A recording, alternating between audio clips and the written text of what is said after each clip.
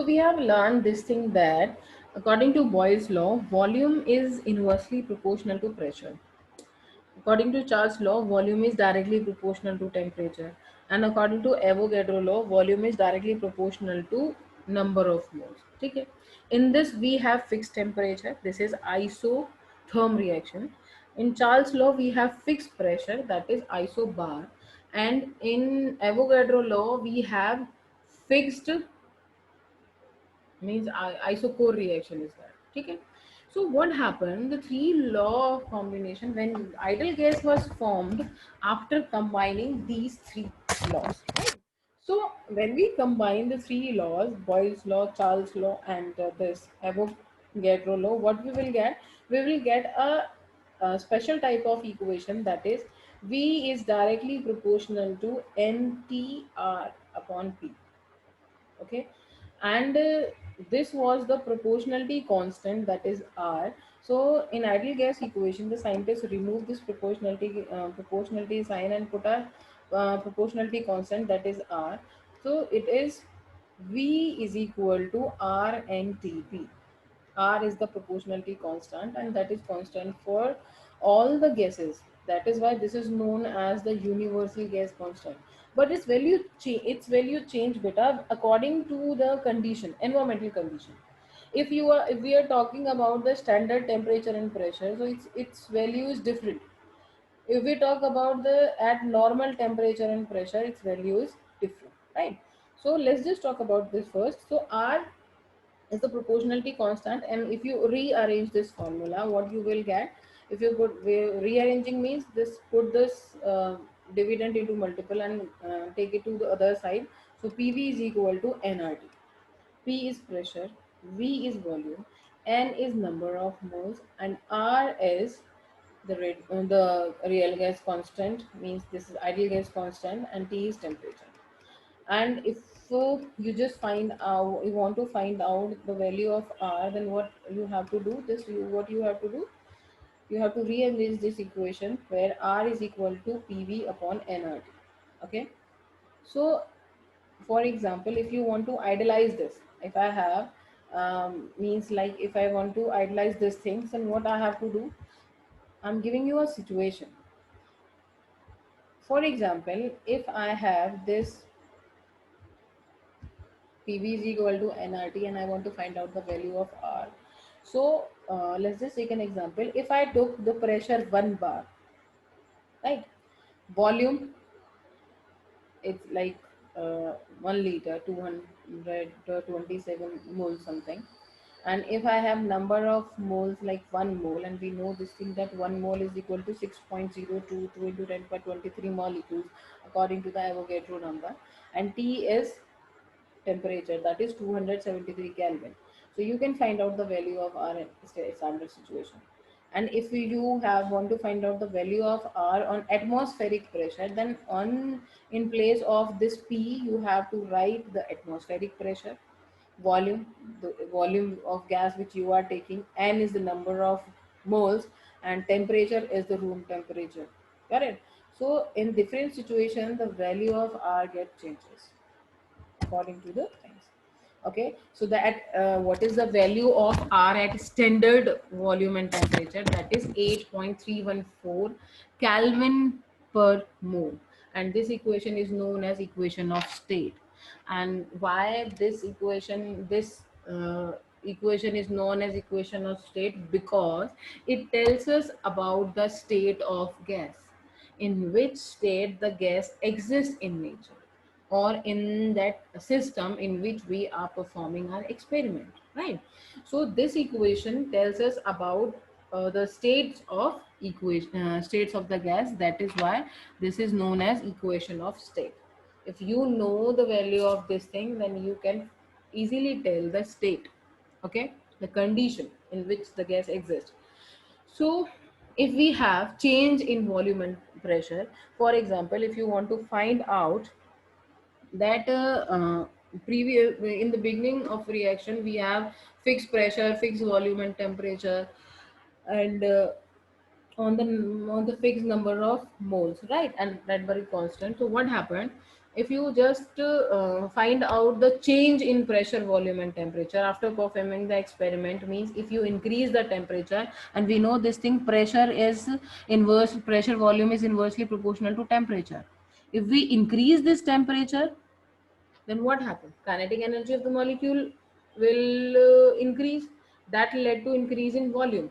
And to decrease this volume, they means when volume increase means you have to apply more pressure to just liquefy that gas. So if I have to find out the change in the pressure, volume and temperature and the conditions of the gas, what I have to do? We have to combine the gas laws, and that is why this equation is known as combined gas law. So if I have initial pressure P1, initial volume V1 and the T1, that is equal to nr, and P2, V2 and T2 are the final pressure, volume and temperature, that is equal to nr. So nr is number of moles which are constant, because when we are taking any gas for experiment, we just find out the number of moles, means how many moles we are taking for performing our experiment. Okay, so n and r are constant, so we just took this n and r as like constant. Okay, so and put this p1, the first equation and second equation together. So p1 v1 is equal to p2 v2 upon t2. So technically, if we know, means if we know the value of the five entities among all these things, we just can find out the sixth one. Okay, means if we know the five variables, you just find out this the value of sixth one after putting this equation, right? So let's just take an example, right? So at 25 degrees Celsius and 2 and 760 mm of Hg, this is the pressure, a gas occupies 600 ml volume. What will be its pressure at a height where the temperature is 10 degrees Celsius and the volume of gas is this much? Okay, means we have change in pressure and temperature, and we have to find out the pressure, means at this height what will be the pressure on that gas.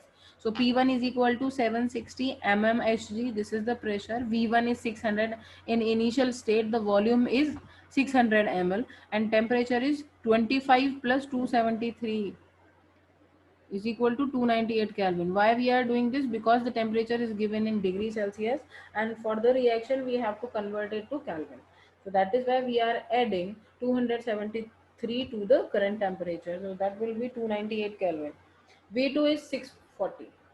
Okay, V2 is 640 ml, T2 is 10. So same we are doing with the 10, in 10 degrees Celsius is there, and if you want to convert it, you just have to add it with 273.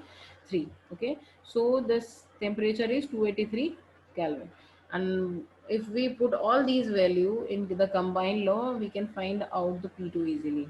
Okay, so P2 is equal to P1 V1 upon T1, and this T2 upon V2. Okay, because we took this P2 here, and we just we just multiply all the entities. So what happened? P1 is 760, V1 is 600, temperature is 283, upon T1 is 640, into V2 is 298, and we just find out the pressure, that is 676.6. And remember this thing, you all have to write the units along with the number, because the number in chemistry, the number has no values without the unit. If I write this 600 over somewhere, then how you can find out this is temperature, volume, pressure, or measurement unit or anything?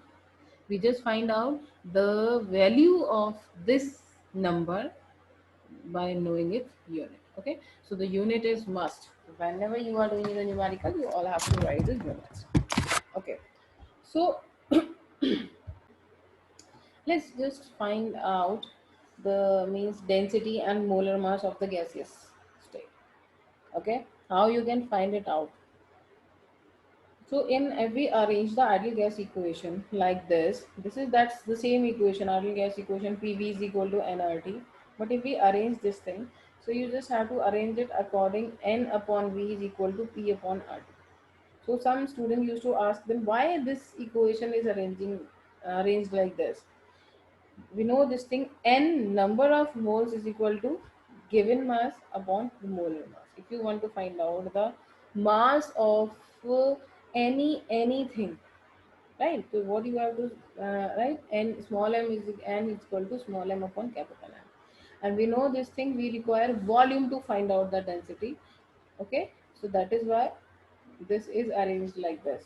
So by replacing n small n by m upon m, we get m upon capital MV into PRT. And we know this thing, mass per volume is density. And if you just replace it like this, so what we will get? D upon capital M is equal to P upon R.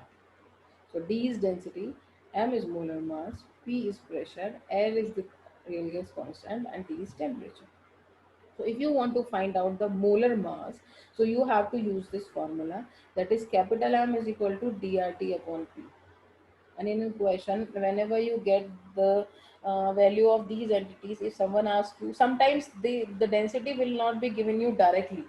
They can give you the mass of, for example, if we're taking hydrogen. So if they ask you about hydrogen, so we know the molar mass of hydrogen, and if given mass is like, for example, it's like 2. Okay, and next, R we know temperature is, for example, we are talking about on 10 degrees Celsius, and pressure is, for example, it's 5 bar. So you just have to, we know the molar mass of the hydrogen gas, obviously. So we can find out by putting all the values of these entities and find out the molar mass. Okay. After that, a law was proposed, that is Dalton's law of partial pressure. It tells us about the pressure exerted by the gases. Okay, so it stated that the total pressure exerted by a mixture of non-reactive gases equal to the sum of the partial pressure of individual gas. For example, we know this thing that air is a mixture of so many gases. In air, we have carbon monoxide, carbon dioxide, nitrogen dioxide, hydrogen, and oxygen. Okay, so many gases are there in atmosphere, and if we take these gases and fill it into a balloon, what happens? The gases start applying pressure on the walls of that balloon. And if you want to find out the total pressure, so you have to add the pressure which are exerted by all the gases. For example, if we have P1, the partial pressure of carbon dioxide, P2 is the partial pressure of oxygen, and this is nitrogen dioxide, and so on. So if you want to find out the total partial pressure, then you have to add this all the pressure which are exerted by all gases. Okay, so it is a mixture of, in a mixture of gas, the pressure exerted by an individual gas is called partial pressure. So you have to find out, you just have to add the partial pressures exerted by these gases to find out the total pressure. So mathematically we can represent it like this. Okay, but sometimes whenever what happen, if scientists want to collect the gas, then what they have to do, they used to collect the sample of gas above the sea level, because whenever the gas below above the water body, what happen, it collects the water molecules with it. Okay, it just takes the water molecules from that water body. That is why we used to see fog during the winters at those areas where the water body is there or green plants is there, because green plant shows transpirations and water body contains some water, so the same thing is there. So that is why in summers the visibility becomes zero at forest areas or mountain areas, because what happened, the reason of this zero visibility is excess amount of water, that is known as fog. Fog is the mixture of air and water molecules. Okay, so whenever they just collect that gas, it contains gas along with the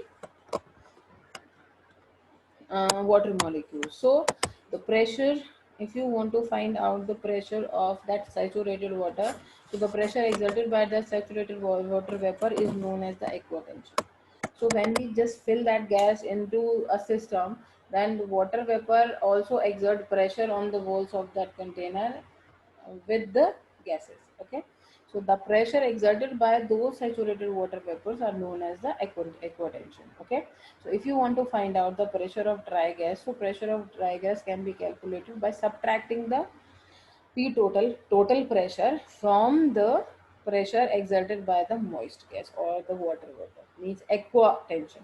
So if you want to find out the pressure of the dry gas, then what you have to do, You have to minus, subtract it from the total pressure exerted by that wet gas. Okay. And if we talk about the partial pressure of the mole fraction, so what you have to do, suppose the T3 means we have T temperatures of gases enclosed in a volume V and exert the pressure P1, P2, P3. If we are talking about, if you want to find out the partial pressure of those gases on the basis of that mole fraction, then what you have to do means you have to add all these. We to find out the total partial pressure, we were adding P total is equal to P1 plus P2 plus P3. We know this thing. Just now we have learned. So if P1 is N1 upon VRT, N1 is the first number of moles. Okay, gas means number of moles of first gas, right? And if we talk about P2 is the second gas, number of moles of second gas, volume is constant, R is constant and T is constant. P3 is the pressure exerted by the third gas, means number of moles of third gas, N3, V is constant, R is constant and T is constant. If you just add it on, so what happened? N1, N2, N3. So if you want to find out this P total, so P1 plus P2 plus P3. Okay. And we just express this thing like N1 RT upon V plus N2 RT upon V plus N3 NT N3 RT upon V. We are just substituting the values of P1 in place of P1, P2 in place of P2, and P3 in place of P3. As know this thing, the P1 value is this, P2 value is this, and P3 value is this.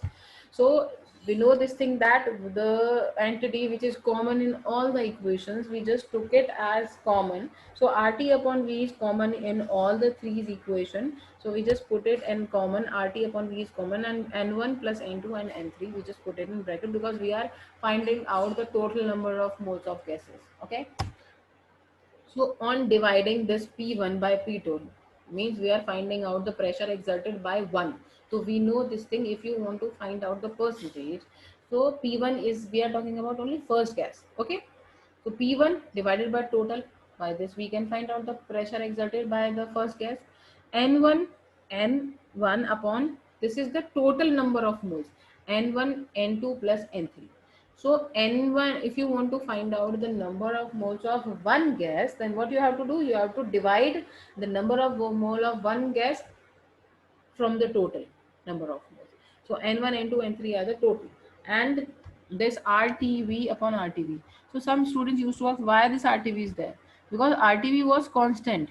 Means if I have the value is P1 is equal to N1 RTV. This is the first this is the P1's value RTV. And after this dividing and performing all the changes in the reaction, what we will get, P total is equal to N1 plus N2 plus N3, that is RTV.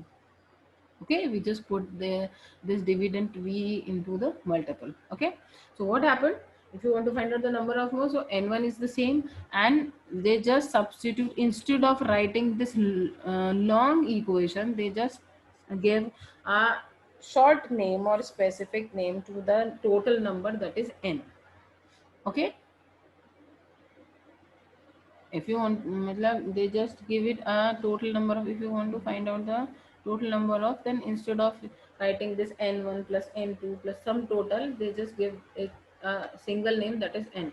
So number of mole fraction, this is known as now mole fraction, N1 upon the total. So this is mole fraction, and that is denoted by X1. So we know this thing, N is equal to N1 plus N2 plus N3. This now I have told you this thing. So if you want to find out the mole fraction of first gas on which the partial pressure 1 is exerted, so that is P1 is equal to X1 P2. Okay, this is like I was trying to support like adding it. So Pi, this Pi or P1 is same. This Pi and X1 are the partial pressure of the gases, which can be useful formula to find the partial pressure of individual gas. If you want to find out the partial pressure of individual gas, then you have to put the value of the gas into this formula and you will find it out. Okay, means if for example, if I just want to show you an example. Okay, So if we are talking about the P2, partial pressure of 2, then X2 P total will be written like this. And if we talk about the P3, so P3 Px is the partial pressure of so means P3 is the partial pressure of third gas, and X3 is the mole fraction of the third gas into P total, right? So let's just learn this thing with the help of an example. For example, a dioxygen mixture contains 70.6 gram of dioxygen and 167.5 grams of neon, and if the pressure of the mixture of gas in the cylinder is 25 bar, then what is the partial pressure of dioxygen and neon in the mixture? Okay, so we know this thing that the number of molecules of the dineon gas is like this. Means what we have to do, we have to find out the number of moles from the total. So they just find it out, 2.21 moles. Okay, if we find out the number of moles of this neon gas, then means the given weight upon the total number of moles, that is 8.37. So we just find out the mole fraction of dioxygen is, means what we have to do, we have to divide it from the total number of moles. As we know 20, as we know the number of moles of dioxygen, as well as we know the number of moles of neon. So total number of moles is number of dinitrogen plus neon, that is 2.21 plus 8.375. And what we have, if you want to find out the mole fraction of dioxygen, then you have to divide this value from this. Then after dividing it, what we'll get 0.21. So the mole fraction of dioxygen is 0.21, and the mole fraction of neon is, put the value of N2 here and divide with N. N is the sum total of both the number of moles, and we'll get 0.79. So if you want to find out the mole fraction of neon gas, then you can find it out 0.79. Okay. And if someone asks you, you have to find out the partial pressure of that gas. So we know this thing, the partial pressure of gas is equal to mole fraction of total pressure. So the partial pressure of oxygen is 0.21, that is 25 bar, or that is 5.25 bar. Okay, and the partial pressure of neon gas is 0.9, and you just find it out, this is on 25 bar pressure, this is the common one, and what we'll get, 19.75 bar. So on the basis of these means we can find out the number of mole as well as the mole fraction and the partial pressure exerted by the individual gas. Okay.